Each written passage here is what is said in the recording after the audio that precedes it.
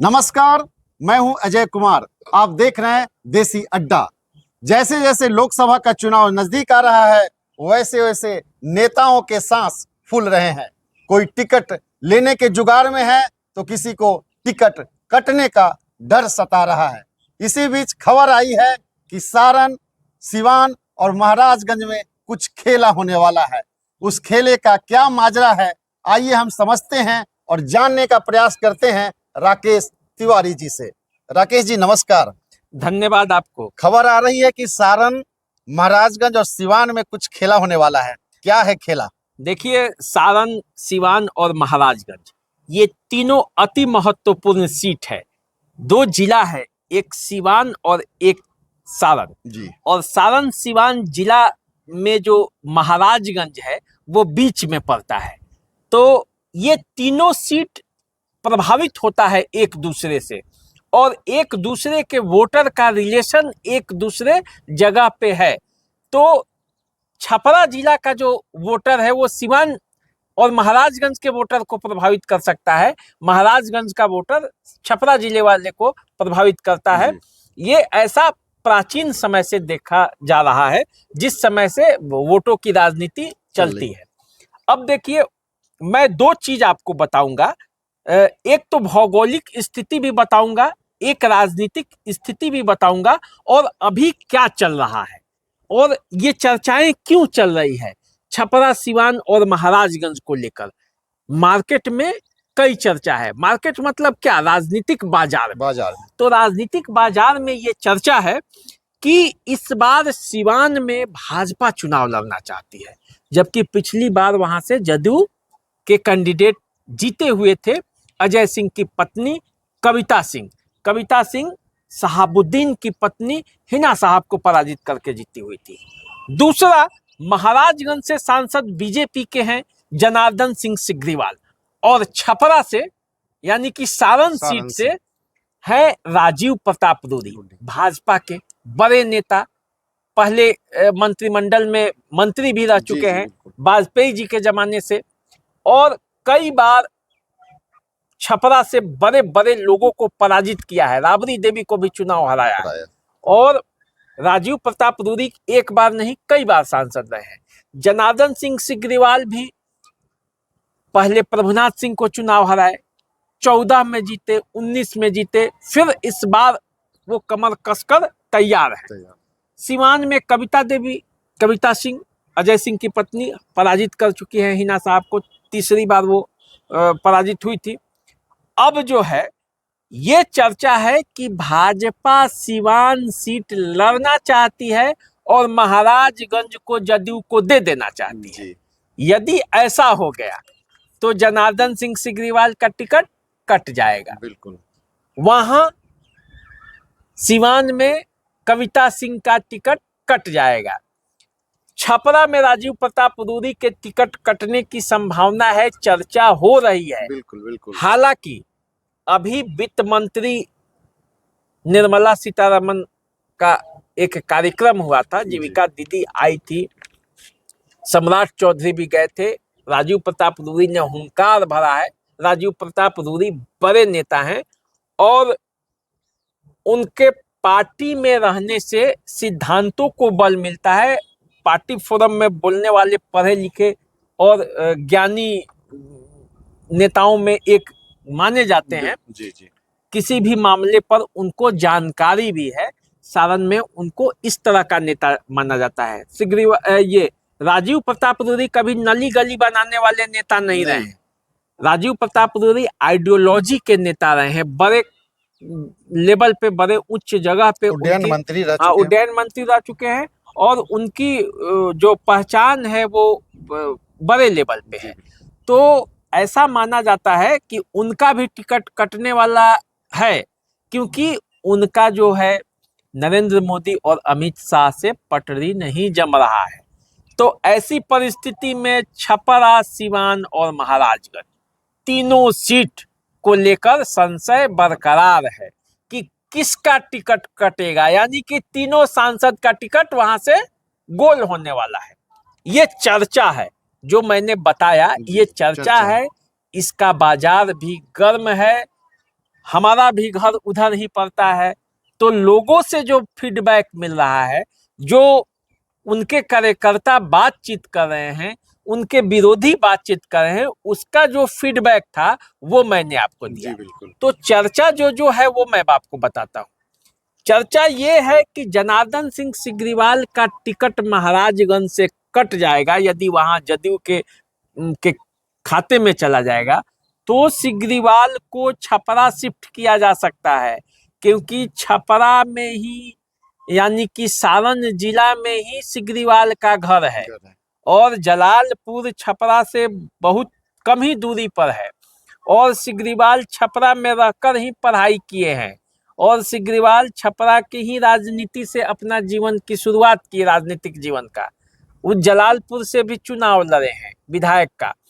तो सिग्रीवाल का पकड़ छपरा में भी बहुत है।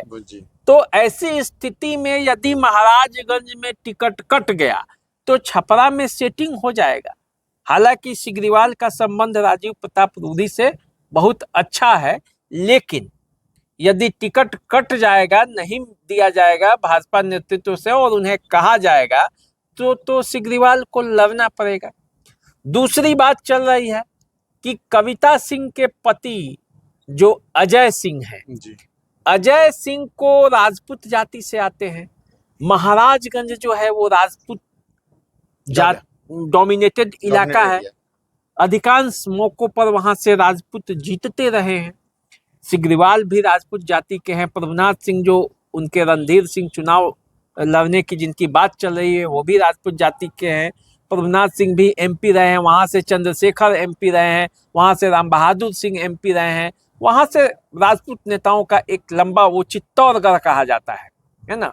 तो वहां से अजय सिंह महाराजगंज से यदि जदयू का चुनाव होगा तो एक संभावित प्रत्याशी वो भी हो सकते हैं। उनको पार्टी ला सकता है महाराजगंज, क्योंकि अजय सिंह का संबंध बीजेपी के नेताओं से भी है। वो भगवाधारी हैं, पार्टी में भले जदयू में है लेकिन वो भगवाधारी हैं, शहाबुद्दीन विरोध के प्रतीक हैं और प्रभुनाथ सिंह के करीबी रहे हैं।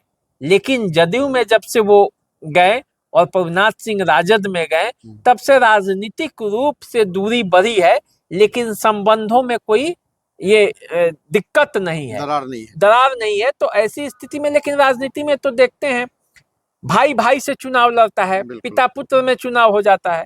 तो ये चुनाव हो सकता है। अजय सिंह या अजय सिंह की पत्नी कविता सिंह महाराजगंज से यदि उनको प्रत्याशी एक संभावित कैंडिडेट वो भी हो सकते हैं यदि सिवान से टिकट कटा। अब ऐसी स्थिति में, ऐसी स्थिति क्यों बनेगी? क्योंकि सिग्रीवाल के लिए भी छपरा का क्षेत्र नया हो जाएगा, तो कोई उनके खिलाफ वाली बात नहीं होगी। बीजेपी इस पर विचार भी करती है, नया क्षेत्र बदलना चाहती है जी। अजय सिंह महाराजगंज के लिए नए हो जाएंगे, उनका स्वाद लोगों को चखना है और तब लोग याद करेंगे। तो राकेश जी, कविता सिंह, अजय सिंह और सिग्रीवाल तीनों आपको आपके हिसाब से या जनता के हिसाब से सेट दिख रहे हैं, तो क्या ये राजीव प्रताप रूडी अगर उनको टिकट कटता है तो बागी तेवर अपनाएंगे या अनुशासित सिपाही की तरह संगठन में भारतीय जनता पार्टी में बने रहेंगे? देखिए, राजीव प्रताप रूडी एक बड़े नेता हैं, उन्हें किसी भी दल से टिकट मिल सकता है, वो लड़ भी सकते हैं, वो निर्दलीय भी चुनाव लड़ सकते हैं। लेकिन राजीव प्रताप रूडी को लेकर अभी कोई कयास नहीं लगाया जा सकता है कि वो टिकेंगे, रुकेंगे या चुनाव लड़ेंगे, क्योंकि वो बड़े समझदार नेता है। अभी तक उनका कोई बयान नहीं आया है, चर्चाएं बहुत हो रही हैं। और देखिए, वो निर्मला सीतारमन को बुलाया है, सम्राट चौधरी जा रहे हैं, कई बड़े बड़े नेता, गिरिराज सिंह भी गए हुए थे।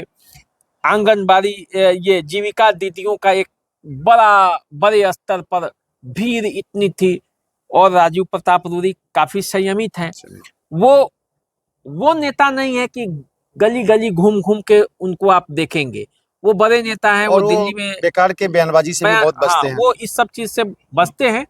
तो टिकट तो तय करना है केंद्रीय नेतृत्व को, अंतिम फैसला क्या होगा इस पर निर्भर करेगा। लेकिन ये जो चर्चा थी इन तीनों क्षेत्रों को लेकर, सिवान, महाराजगंज और सारण, ये चर्चा महत्वपूर्ण है और सिवान में तो एक फैक्टर हिना साहब भी हैं, और वहां ऐसा माना जा रहा है कि ओम प्रकाश यादव, व्यास सिंह, मंगल पांडे खुद चुनाव लड़ना चाहते थे। तो विधान परिषद के चुनाव में वो कैंडिडेट भी हो रहा था, बातचीत की वो बन जाएंगे, लेकिन ऐसा लग रहा है कि वो कैंडिडेट नहीं होंगे। तो एक दावेदार वो वहां के हैं, हालांकि वो बंगाल के प्रभारी है, ये उनके पक्ष में नहीं जाता है, क्योंकि चुनाव में उनकी उनकी तैयारी भी है, बंगाल को भी देखना है। तो ऐसी स्थिति में यदि वो सीवान के लोकसभा उम्मीदवार होंगे तो थोड़ी परेशानी बढ़ सकती है। लेकिन मंगल पांडे केंद्रीय नेतृत्व के भी करीबी हैं, राज्य स्तर पर भी उनकी एक मेल मिलाप वाला रहता है। मंगल पांडे बहुत समझदार नेता है, सबसे मेल जोल रखते हैं। तो ऐसी स्थिति में वहां एक संभावना बनती है।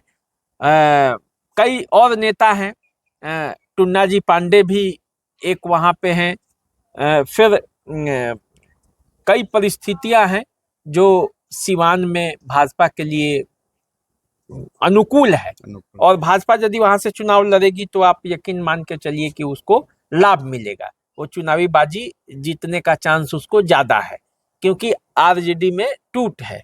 तो ऐसी स्थिति में इन 3 सीटों पर देखा जाए तो क्या परिस्थिति बनती है, अगले कुछ समय में ये क्लियर हो जाएगा। नेता तो बहुत हैं, लेकिन सीट तो 3 ही है, सारण, सिवान और महाराजगंज। और इस पर जो संशय की स्थिति बनी हुई है, इस पर से पर्दा उठाने का काम केंद्रीय नेतृत्व ही करेगा। तो इस पर पर्दा जल्दी ही उठने वाला है, और जैसे ही पर्दा उठता है आप सबों को मालूम हो जाएगा, खबर मिल जाएगी किसको टिकट मिलता है और किसको टिकट कटता है। तो इंतजार कीजिए, तब तक के लिए नमस्कार। नमस्कार।